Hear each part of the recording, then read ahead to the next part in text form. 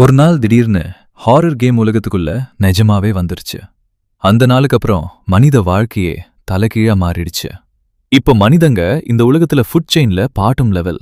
அதுவும் மட்டும் இல்ல, இந்த விசித்திரமான மான்ஸ்டர்ஸ் கிட்ட மனிதங்களே ஒரு கரன்சி. ஐட்டம்ஸ் வாங்குறதுக்கும் டீல்ஸ் பண்றதுக்கும் மனித உயிர்தான் பயன்படுத்தப்படுது. இன்னொரு பயங்கரமான விஷயம், இந்த கேம்ல டெத்துன்னு ஒன்னே கிடையாது. ஒருத்தன் செத்துட்டான்னு நினைச்சா அது முடிவில்ல. அதுக்கப்புறம் இன்னும் கொடூரமான டஞ்சனுக்கு தான் தூக்கி வீசப்படுவான். அதனால எல்லா பிளேயர்ஸுக்கும் ஒரே கோல், எப்படியாவது உயிரோட இருக்கணும். அதுக்கு இந்த விசித்திரமான மான்ஸ்டர்ஸ் கொடுக்குற மிஷன்ஸை முடிக்கணும். அவங்கள திருப்திப்படுத்தி ஃபேவர் வாங்கணும். மற்ற பிளேயர்ஸ் எல்லாரும் சக்கிபஸ் கிட்ட மாட்டிக்கிட்டு சித்திரவதை அனுபவிச்சுட்டு இருந்தாங்க. ஆனா நான் மட்டும் அமைதியா ஒரு பெரிய சுத்தியலை தூக்கினேன். அடுத்த நொடியே அந்த சக்யூபஸோட அழகான முகத்துல ஓங்கி ஓங்கி அடிக்க ஆரம்பிச்சேன். ஒரு அடி, 2 பிடி, 2 அடி, மறுபடியும் அவளோட முகமே நொறுங்குற அளவுக்கு அடிச்சேன். ஆனா எதிர்பார்த்த மாதிரி அவ கோபப்படல. அதுக்கு பதிலா இன்னும் பலமா அடின்னு சந்தோஷமா சொல்ல ஆரம்பிச்சா. அவ ஏன் அப்படி நடந்துக்கிறான்னு எனக்கு மட்டும் தெரியும். ஏன்னா இந்த கேம் ஆரம்பிக்கும்போது ஒவ்வொரு பிளேயருக்கும் ஒரு ஸ்பெஷல் என்ட்ரி கிடைக்கும். எனக்கு கிடைச்சது ரொம்ப ரேர் என்ட்ரி. எந்த ஸ்ட்ரேஞ்ச் க்ரீச்சரா இருந்தாலும் அவங்களோட ஹிடன் இன்ஃபர்மேஷன் எல்லாத்தையும் என்னால பார்க்க முடியும். அதனால அந்த சக்யூபஸை பார்த்த உடனே அவளோட சீக்ரெட் என் கண்ணுக்கு தெரிஞ்சிச்சு. சீவியர் மேசோசிஸ்ட், அதாவது அவளுக்கு வலி கொடுத்தாதான் பிடிக்கும். யாராவது அடிச்சா அதையே ரசிப்பா. அதனாலதான் நான் அடிக்க அவ சந்தோஷப்பட்டா. அந்த நேரத்துல என் கண் முன்னாடி ஒரு வர்ச்சுவல் பேனல் தோன்றுச்சு. ஸ்பூக்கி வேர்ல்டுக்கு வரவேற்கிறோம். உங்களுக்கு முதல் காப்பி கிரிம்சன் அபார்ட்மெண்ட். விடியல் வந்ததும் இந்த பயங்கரமான அபார்ட்மெண்ட் முழுசும் விழுத்துக்கொள்ளும். சுற்றி இருக்கிற இடங்களை நன்றாக கவனிங்க. ஸ்ட்ரேஞ்ச் இன்ஃபர்மேஷனை கண்டுபிடிங்க. அது உங்க சர்வைவல் சான்ஸை அதிகப்படுத்தும். அந்த மெசேஜ் முடிஞ்சதும் நான் மெதுவா ரூமை விட்டு வெளியே நடந்தேன். வெளியே வந்த உடனே இன்னும் 2 பிளேயர்ஸ் ஏதோ ஒட்டன்னு இருந்த சாப்பாட்டை சாப்பிட்டுட்டு இருந்தாங்க. கொஞ்ச நேரம் பேசினதுல இந்த வீட்டோட சிச்சுவேஷன் என்னன்னு புரிஞ்சிச்சு. நாங்க 3 பேரும் இந்த வீட்ல குழந்தை ரோல்ல இருக்கணும். மீதமுள்ள 3 ஸ்ட்ரேஞ்சர் கிரியேச்சர்ஸ் அப்பா, அம்மா, பாட்டி, இந்த 3 கேரக்டர்ஸா நடிக்கிறாங்க. இந்த வீட்ல உயிரோட இருக்கணும்னா அவங்க தினமும் கொடுக்கிற டாஸ்க எந்த கொஸ்டின் கேட்காம கம்ப்ளீட் பண்ணணும். இல்லனா என்ன நடக்கும்னு யாருக்குமே தெரியாது. அந்த நேரத்துல வீட்டுக்குள்ள இருந்த பழைய பெண்டலம் கிளாக் டாங் டாங் டாங்னு 6 தடவை அடிச்சிச்சு. காலை 6 மணி விடிஞ்சிருச்சு. அதுக்கு அர்த்தம் இந்த வீட்ல இருந்த ஸ்ட்ரேஞ்சர் கிரியேச்சர்ஸ் எல்லாரும் இப்போ எழுந்திருப்பாங்க. ஒரு நிமிஷத்துக்கு முன்னாடி அமைதியா சாப்பிட்டுட்டு இருந்த அந்த 2 பிளேயர்ஸ் கிளாக் சத்தம் கேட்ட உடனே மிலிட்ரி கமாண்ட் கேட்ட சோல்ஜர்ஸ் மாதிரி ஒரே வேகமா காரிடார் நோக்கி ஓட ஆரம்பிச்சாங்க. நானும் அவங்கள ஃபாலோ பண்ணேன். காரிடருக்குள்ள நுழைஞ்ச உடனே அழுகிப்போன மாமிசத்தோட துர்நாற்றம் மூக்கையே குத்துச்சு. அதே நேரத்துல கிழிஞ்ச தொண்டையிலிருந்து வர்ற மாதிரி ஒரு பயங்கர குரல் கேட்க ஆரம்பிச்சது. கருப்பு இருட்டுல மூழ்கியிருந்த பேசேஜ்ல இருந்து மெதுவா ஒரு சத்தம். இன்னைக்கு ஒரு புதிய குழந்தை வந்திருக்கான். அவனை என் ரூமுக்கு கூட்டிட்டு வாங்க. அவன் உடம்ப நான் நல்லா செக் பண்ணணும். அந்த ஸ்ட்ரேஞ்ச் ஃபேதரோட குரல் கேட்ட உடனே டாங்ஸ், லுவாங் 2 பேரோட முகமும் வெளுத்து போச்சு. அவங்க என்ன பார்த்த பார்வையே இவனோட கதை இவ்வளவுதான் இன்னும் சொல்லுற மாதிரி இருந்தது. அப்புறம் லுவாங் என்கிட்ட மெதுவா விளக்க ஆரம்பிச்சா. இந்த வீட்ல இருக்கிற 3 மான்ஸ்டர்ஸ்ல அம்மாதான் கொஞ்சம் ஈஸி. அவளுக்கு குழந்தைங்கன்னா ரொம்ப பாசம். ஆனா அந்த பாசமே சில நேரம் ரொம்ப டேஞ்சரஸ் டாஸ்கா மாறிடும். அடுத்தது பாட்டி. என்கிட்ட எஃபெக்ஷன் அதிகம். ஆனா ஆண் பிளேயர்ஸ் அவ்வளவா பிடிக்காது. எல்லாத்தையும் விட வேர்ஸ்ட் அந்த அப்பாதான். கோபம் அதிகம். மனசு எப்போ எப்படி மாறும்னு யாராலும் கெஸ் பண்ண முடியாது. சொந்த குழந்தைங்களையே வெறுப்பான். சின்ன சின்ன விஷயத்துக்கு கூட குறை கண்டுபிடிச்சு தண்டனை கொடுப்பான். அவ சொன்னதெல்லாம் கேட்டதும் நான் ஒரு ஆழ்ந்த மூச்சு விட்டேன். அப்புறம் என்ன நடந்தாலும் பார்த்துக்கலாம்னு மனசை தயார் பண்ணிக்கிட்டு அந்த ஸ்ட்ரேஞ்ச் ஃபேதரோட ரூமுக்குள்ள மெதுவா நடந்தேன். அந்த மங்கலான ரூமுக்குள்ள நான் மெதுவா நடந்து போனேன். உள்ளே கால் வச்ச அடுத்த நொடியே பின்னாடி இருந்த கதவு தானாவே படார்னு மூடிக்கிட்டுச்சு. அந்த சத்தமே உடம்புல ஒரு நடுக்கத்தை ஏற்படுத்திச்சு. என் முன்னாடி இருந்த அந்த ஸ்ட்ரேஞ்ச் ஃபேதர் ஒரு விசித்திரமான சிரிப்போட என்னையே பார்த்துட்டு இருந்தா. இது யாருன்னு தெரியுமான்னு சொல்லிட்டு ஒரு மண்ட ஓட்ட காட்டினா. உன்னோட அண்ணனா இல்ல அக்காவா? கெஸ் பண்ணு. அவன் சிரிச்சுக்கிட்டே தொடர்ந்தா. இங்க இன்னும் நிறைய உன்னோட அண்ணன் தங்கச்சிங்க இருக்காங்க. அவங்க ஏன் இங்கேயே தங்கிட்டாங்கன்னு தெரியுமா? என்ன கோவப்படுத்திட்டாங்க. எனக்கு கோவம் ரொம்ப அதிகம். என் பேச்ச கேட்காத குழந்தைங்களையும் வேலை சரியா செய்யாத குழந்தைங்களையும் எனக்கு சுத்தமா பிடிக்காது. அவன் மெதுவா எழுந்து என்னை நோக்கி நடந்தான். உதாரணத்துக்கு, நான் உன்னை எவ்வளவு நேரமா கூப்பிட்டேன்? இப்போதான் உள்ள வந்த. அதனால உன்னோட ஒரு காதை வெட்டிடுறேன். அடுத்த தடவை ஒழுங்கா இருப்ப. அவன் பெரிய கையை என்னை நோக்கி நீட்டினான். அந்த நொடில என் உடம்பே தானாவே பின்னாடி போகணும்னு சொன்னது. ஆனா நான் அப்படியே நின்னுட்டேன். என் பார்வை அவன் கையில இருந்த அந்த மண்டை ஓட்டுல விழுந்துச்சு. அடுத்த நொடியே என்னோட டேலண்ட் ஆக்டிவேட் ஆயிடுச்சு. நான் எந்த ரியாக்ஷனும் காட்டல, பயந்த மாதிரியும் இல்ல, ஓட முயற்சியும் பண்ணல. அவன் பெரிய கை என்னை தொட்டுச்சு. ஆனா எதுவுமே நடக்கல. என் காது அப்படியே இருந்துச்சு. அவன் கையை திரும்ப எடுத்துக்கிட்டு புருவத்தை சுருக்கினா. என்னடா இது? நான் ஜோக்குக்கு தான் சொன்னேன். நீ கொஞ்சம் கூட பயப்படலையே. ஷாக்காகவும் இல்ல. ஏன்? அவன் முகத்துல சந்தேகம் தெளிவா தெரிஞ்சிச்சு. அந்த நேரத்துல தான் எனக்கு புரிஞ்சது, நான் கொஞ்சமாவது பயந்து பின்னாடி போயிருந்தா அல்லது கத்தி ஃபேனிக் ஆயிருந்தா உண்மையாவே என் காதை வெட்டியிருப்பான். என்னை காப்பாத்தியது என்னோட டேலண்ட் தான். நான் மறுபடியும் அந்த மண்டை ஓட்டை பார்த்தேன். உடனே என் கண் முன்னாடி ஒரு சிவப்பு நிற பேனல் தோன்றுச்சு. Player touched item, talent activated, omniscient, hidden information unlocked. அந்த ஸ்ட்ரேஞ்ச் ஃபேதரை பத்திய உண்மை என் முன்னாடி தோன்ற ஆரம்பிச்சது. இவன் நைட்மேர் டைப் ஸ்ட்ரேஞ்ச். மனுஷங்க பயப்படுறது தான் உணவா சாப்பிடுறா. பிளேயர்ஸை மிரட்டி அவங்களோட ஃபியர் பாயிண்ட்ஸை சேகரிப்பா. ஃபியர் அதிகமா போக பிளேயரோட மனசும் உடம்பும் மெதுவா பலவீனமாயிடும். இறுதில முழுசா சிதறி போயிடுவாங்க. ஆனா எல்லாருக்கும் ஒரு வீக்னஸ் இருக்கும் இல்ல? இவனுக்கும் இருக்கு.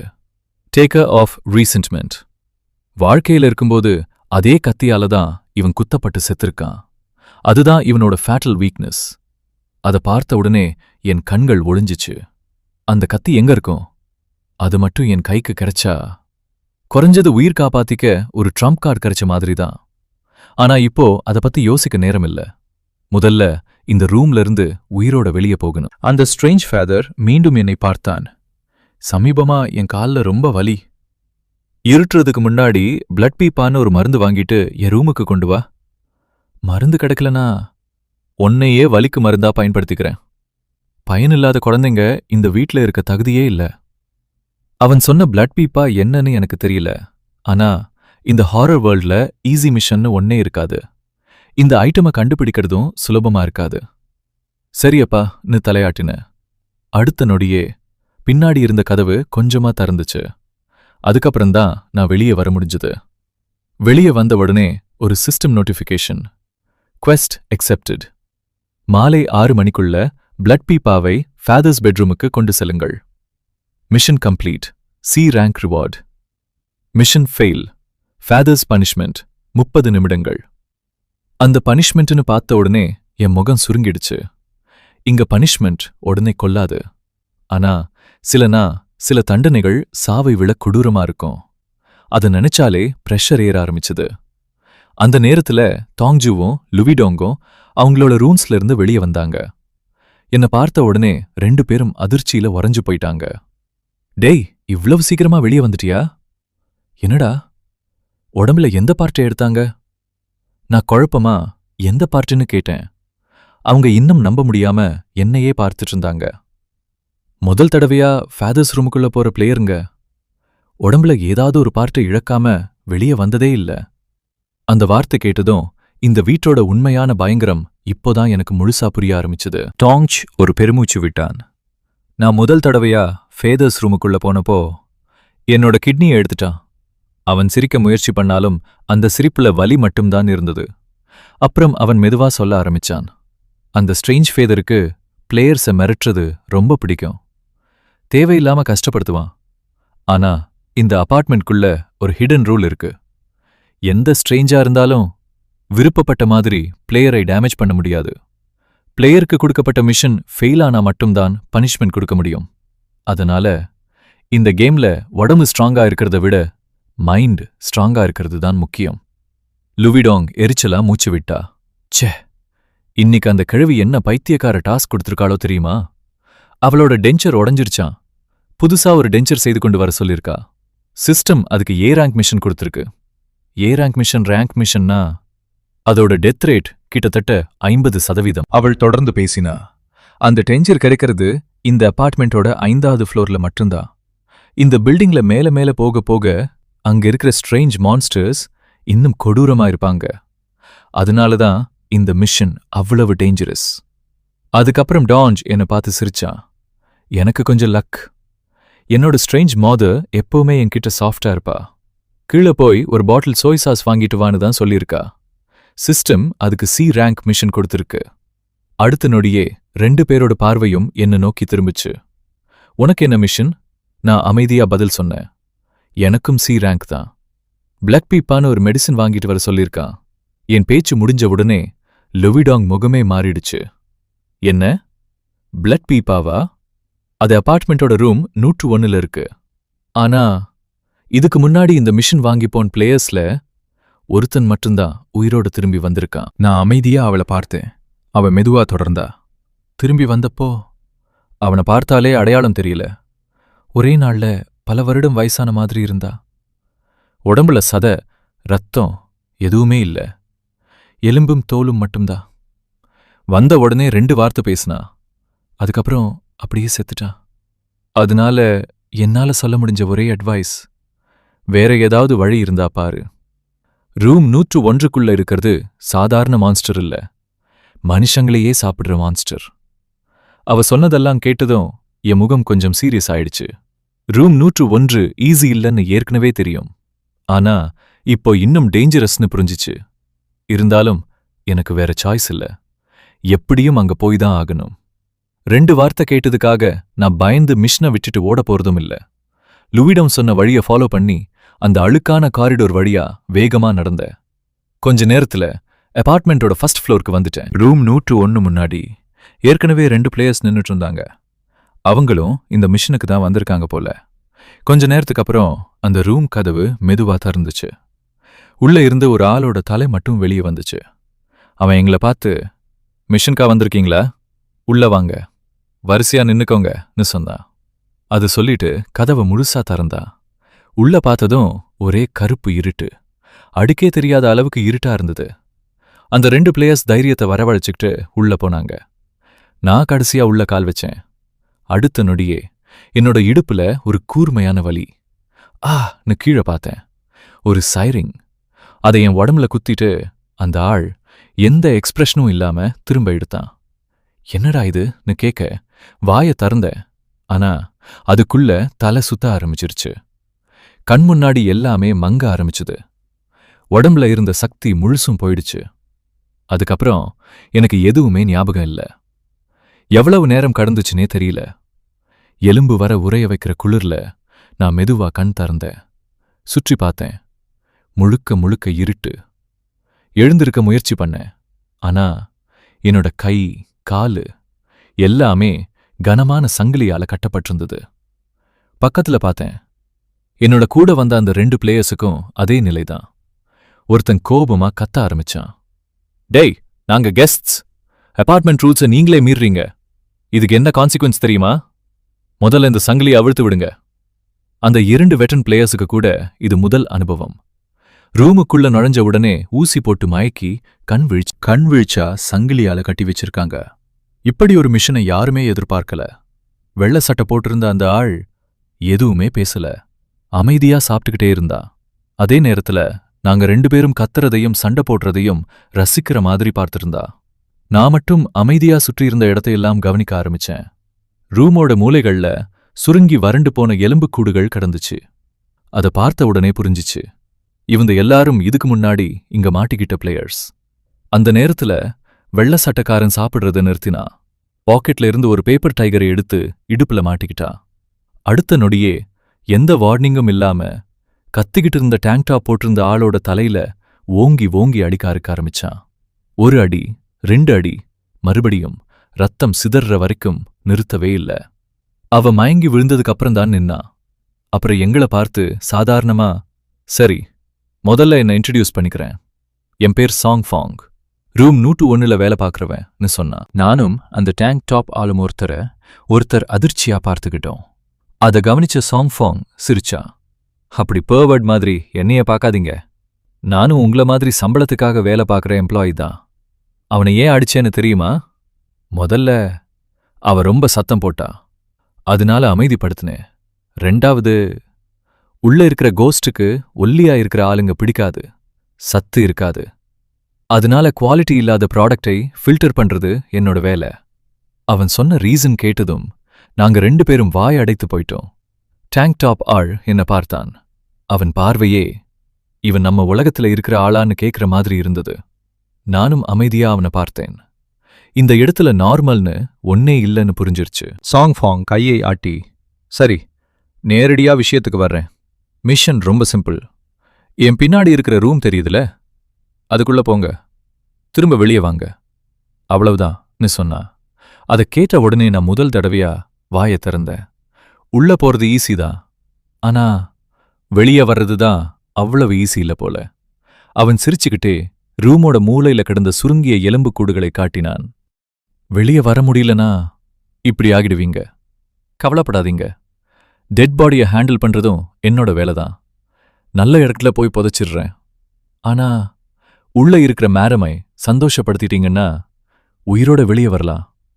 அது மட்டும் இல்ல, நீங்க தேடி வந்த குவெஸ்ட் ஐட்டமும் கிடைக்கும். அவன் பேசி முடிச்ச உடனே அந்த ரூம் கதவு மெதுவா திறந்துச்சு. சாங் ஃபாங் உடனே ஓடிப்போய் முகம் முழுக்க போலி சிரிப்போட, ஓனர், குவாலிட்டி இல்லாதவங்கள தொடர்ந்து ஃபில்டர் பண்ணிக்கிட்டு இருக்கேன், நீங்க திருப்தி அடையிற வரைக்கும் அனுப்புறேன்னு ரொம்ப மரியாதையா பேச ஆரம்பிச்சான். கொஞ்ச நேரத்துக்கு அப்புறம் அவன் ரூமுக்குள்ள இருந்து இன்னொரு சுருங்கி போன எலும்பு கூட்ட வெளியே இழுத்துட்டு வந்தா. அதுக்கப்புறம் கதவை மெதுவா மூடினா. எங்களை பார்த்து, இவன்தான் வெளியே வர முடியாத எக்ஸாம்பிள்னு சாதாரணமா சொன்னா. இன்னைக்கு உங்களுக்கு லக் ரொம்ப கம்மி. உள்ள இருக்கிற கோஸ்டுக்கு இன்னைக்கு ஆசை ரொம்ப அதிகம். ஏற்கனவே 5 பேர் அனுப்பிட்டேன், இன்னும் திருப்தி ஆகல. இப்போ நெக்ஸ்ட் நீங்க. யார் ஃபர்ஸ்ட்? டேங்க் டாப் ஆள் உடனே கத்த ஆரம்பிச்சா. இது என்ன மிஷன்டா? உள்ள போனா செத்துருவோம், என்ன விடுங்க. இந்த மிஷனை நான் கிவ் அப் பண்றேன். சாங் ஃபாங் அமைதியா தலையசைத்தான். கிவ் அப்பா? இந்த ரூமுக்குள்ள நுழைஞ்ச அடுத்த நிமிஷமே மிஷன் ஸ்டார்ட் ஆயிடுச்சு. ஒரு தடவை மிஷன் ஸ்டார்ட் ஆயிட்டா திரும்பி போற வழியே இல்ல. மிஷன் நடக்கிற டைம்ல பிளேயருக்கு என்ன நடந்தாலும் அது அபார்ட்மெண்ட் ரூல்ஸ் பிரேக் ஆனதா கவுண்ட் ஆகாது. டேங்க் டாப் ஆள் இன்னும் பயந்து கத்திக்கிட்டு இருந்தா. ஆனா நான் மட்டும் அமைதியா சாங் ஃபாங் கிட்ட கேட்டேன், உள்ள இருக்கிற மான்ஸ்டர் உண்மையில என்ன? அவன் ஒரு பெருமூச்சு விட்டா. எனக்கு முழுசா தெரியாது, ஆனா ஒன்னு மட்டும் தெரியும், அது ஒரு ஃபீமேல் டீமன். அவளோட ஆசைக்கு முடிவே கிடையாது. ஆண் மனிதங்க அவளுக்கு வெறும் உணவு மட்டுமில்ல, அவசியமான தேவை. அவன் சொன்னதை கேட்டதும் என் மனசுக்குள்ள ஒரே ஒரு பெயர்தான் தோணிச்சு. அப்படின்னா இது ஒரு சக்யூபஸ் மாதிரியான மான்ஸ்டரா? அவன் சிரிச்சுக்கிட்டே சொன்னா. சக்யூபஸா? அதெல்லாம் சின்ன லெவல். அதுங்க அதிகபட்சம் கிட்னியை தான் எடுக்கும். ஆனா உள்ள இருக்கிறது வேற லெவல். எலும்ப தவிர உடம்புல இருக்கிற எல்லாத்தையும் எடுத்துடும். அந்த ஒரு வார்த்தை கேட்டதும் அந்த ரூம்ல இருந்த காற்றே கனமா மாறிடுச்சு. சாங் ஃபாங் இன்னும் ஏதோ சொல்ல வாயத் திறந்தா. அதுக்குள்ள ரூமுக்குள்ள இருந்திருந்து ஒரு ஐஸ் மாதிரி குளிர்ந்த குரல் கேட்டுச்சு. சியா சாங், சமீபமா உன்னோட வேலை ரொம்ப ஸ்லோ. உனக்கு பதிலா வேற யாரையாவது வைக்கலாம்னு யோசிக்கிறேன். அந்த குரல் கேட்ட உடனே சாங் ஃபாங் முகமே வெளுத்து போச்சு. மாஸ்டர், மன்னிச்சிடுங்க, இப்பவே அனுப்புறேன், ப்ளீஸ் கோவப்படாதீங்க. அவன் எங்களை பார்த்து கசப்பா சிரிச்சா. என்ன தப்பா நினைக்காதீங்க, நீங்களும் பிளேயர்ஸ், நானும் பிளேயர் தான். எனக்கும் உயிர் முக்கியம். அவன் ஒரு பெருமூச்சு விட்டான். இந்த டஞ்சன் ஆரம்பிச்ச நாள்ல இருந்தே அந்த ஃபீமேல் கோஸ்ட் கூட ஒரே வீட்ல தான் வாழ்றேன். என்னை விட கஷ்டப்பட்டவன் இங்க யாரும் இருக்க மாட்டாங்க. அவன் சொன்னதை கேட்டதும் எனக்கு ஒரு சந்தேகம் வந்துச்சு. அப்படின்னா நீ இன்னும் எப்படி உயிரோட இருக்க? நீயும் ஆம்பளை தானே? அந்த கோஸ்ட் உன்னை ஏன் எதுவும் பண்ணல? சாங் ஃபாங் சிரிச்சான். யாராவது பாடியை ஹேண்டில் பண்ணணுமே, அதுக்குதான் என்ன உயிரோட விட்டுருக்கா. இந்த வேலையை நான் செய்யணும், அதனால தான் இன்னும் மூச்சு விடுறேன். அவன் சொன்ன காரணம் எனக்கு முழுசா நம்பிக்கை தரல. இல்ல, இதுக்கு பின்னாடி வேற ஏதாவது ட்ரிக் இருக்கும். அந்த கோஸ்ட்டை ஹேண்டில் பண்ற சீக்ரெட் உனக்கு தெரியும்னு நான் நினைச்சேன். என் முகத்தை பார்த்த உடனே நான் என்ன யோசிக்கிறேன்னு அவனுக்கே புரிஞ்சிருச்சு. நீ நினைக்கிற மாதிரி எந்த சீக்ரெட்டும் இல்ல. நான் இன்னும் உயிரோட இருக்கிறது சுத்த லக். லக் ஆ? நான் புரியாம பார்த்தேன். அவன் தலையசைத்தான். என்னோட டேலண்ட் இந்த கேம்ல இருக்கிற வேர்ஸ்ட் டேலண்ட். லோ லெவல் பிளேயர்ஸுக்கும் இதுல எந்த அட்வான்டேஜும் கிடையாது. ஆனா அதே டேலண்ட் தான் அந்த ஃபீமேல் கோஸ்ட் கிட்ட என்ன காப்பாத்துச்சு. அவன் கொஞ்சம் வெட்கப்பட்டு சிரிச்சான். இது ஒரு ஸ்பெஷல் டேலண்ட். நாம எல்லாரும் ஆம்பளை தானே. நான் முழுசா சொல்ல வேண்டிய அவசியம் இல்ல. புரிஞ்சிருக்கும். என்னோட ஃபைட்டிங் ஸ்ட்ரெங்த் 0. ஆனா ஹார்ட்வேர் மட்டும் எல்லா பிளேயர்ஸும் விட பெட்டர். அவன் சொன்னதும் நான் சில நொடிகள் ஸ்பீச்லெஸ். இந்த கேம்ல கிடைக்கிற டேலண்ட்டும் ஒரு லிமிட் இல்ல போல. என்னென்ன ஸ்கில் கொடுக்கறாங்க பாரு. அந்த நேரத்துல பக்கத்துல இருந்த ஒரு இரும்பு டேபிள் என் கண்ணுல பட்டுச்சு. அது மேல விதவிதமான விசித்திரமான ப்ராப்ஸ் எல்லாம் குவிஞ்சு கிடந்துச்சு. நான் அந்த டேபிளை காட்டி கேட்டேன். இதெல்லாம் அந்த ஃபீமேல் கோஸ்டுக்காக பயன்படுத்துறதா? சாங்ஃபாங் தோளை குலுக்கினான். ஆமாம், நீ நினைக்கிறது தான். அவ மூட் வந்தா எப்படியெல்லாம் விளையாடுவாளோ அதை பார்த்தா உன்னோட உலகமே தலைகீழா மாறிடும். அவன் பேசிக்கிட்டு இருந்தான். ஆனா என் கவனம் முழுக்க அந்த ப்ராப்ஸ் மேலதான் இருந்துச்சு. எனக்கு திடீர்னு ஒரு ஐடியா வந்துச்சு. நான் சங்கிலியை எற்ற அளவுக்கு முன்னாடி நகர்ந்து ஒவ்வொரு ப்ராப்ப எடுத்து கவனமா பார்க்க ஆரம்பிச்சேன். அதை பார்த்த சாங்ஃபாங் அதிர்ச்சி ஆயிட்டான். டேய், என்னடா பண்ற? அதெல்லாம் யூஸ் பண்ணி தூக்கி போட்டது. உனக்கு முன்னாடி வந்த விக்டிம் நம்பர் 4 பயன்படுத்தினது. இன்னும் மேல ஈரமா இருக்கிறத கூட பார்க்கலையா? ஆனா அவன் சொல்றத எதுவுமே நான் கேட்கல. ஒவ்வொரு ப்ராப்பையும் கையில எடுத்த உடனே என்னோட டேலண்ட் ஆக்டிவேட் ஆக ஆரம்பிச்சுது. ஆம்னிசியன்ட். ஒன்னுக்கு அப்புறம் ஒன்னா அந்த ஃபீமேல் கோஸ்டோட ஹிடன் இன்ஃபர்மேஷன் எல்லாம் என் கண் முன்னாடி தோன்ற ஆரம்பிச்சுது. நான் வேகமா எல்லாத்தையும் படிச்சேன். என் முகத்துல இருந்த எக்ஸ்பிரஷன் மெதுவா மாற ஆரம்பிச்சுது. அதிர்ச்சி, ஆர்வம், சந்தோஷம் எல்லாமே கலந்த ஒரு சிரிப்பு வந்துச்சு. கொஞ்ச நேரத்துக்கு அப்புறம் அந்த ரூம் கதவு மறுபடியும் திறந்துச்சு. உள்ள இருந்து அந்த ஃபீமேல் கோஸ்டோட குரல். அவ்வளவுதானா? 5 நிமிஷம் கூட ஆகல. இது போதாது. இன்னும் அனுப்புங்க. எனக்கு இன்னும் நியூட்ரிஷனல் சப்ளிமெண்ட் வேணும். அந்த குரலை கேட்ட சாங்ஃபாங் முகமே சுருங்கிடுச்சு. என்னடா, இன்னைக்கு இவளுக்கு என்ன ஆச்சு? இப்படி போனா கடைசில என்னையுமே உள்ள அனுப்பிடுவா போல. அந்த நேரத்துல நான் அமைதியா எழுந்து அவன் முன்னாடி போய் நின்னேன். அவன் கண்களை நேரா பார்த்து, இந்த சங்கிலியை அவிழ்த்து விடுன்னு சொன்னேன்.